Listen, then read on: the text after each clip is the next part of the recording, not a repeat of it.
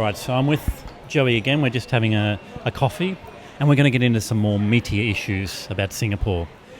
Now, Joey, you mentioned before that you believe there's a very contradictory nature in Singaporean society. So basically, like, some examples would be the fact that Singapore is seen as a really, really rich society, but there are still segments of our nation which are pretty, well, they're not poor, but they're less well off. And things like how homosexual sex is still illegal in Singapore. So if they catch you, you can go to jail for 2 years. But we have a sort of decent gay scene around. And things like so those are the two examples mainly. All right. So, because I suppose Singapore works on migrant labour, doesn't it? So you've got your maids and your Bangladeshi, workers on the building sites, and so but then in the same breath, I've never seen more expensive cars around Singapore than I've seen here. I mean, all your European, even your taxis are Mercedes.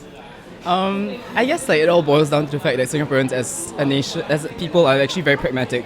So it's kind of like, if you're comfortable, you just do what you want, so it's led to an apathetic political culture sometimes. So you have less people fighting for rights and stuff like that.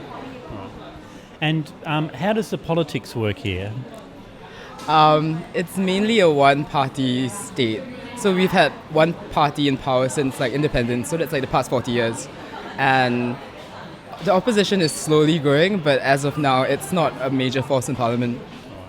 And what are the major issues that the opposition are sort of raising? What are the concerns that are being raised?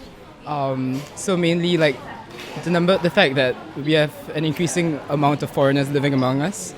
So that's one of the huge issues at the last elections. Other issues would be the whole general how it's a one-party state, but you need effective check and balance. Yeah. So those are the two main issues that the opposition uses in campaigning.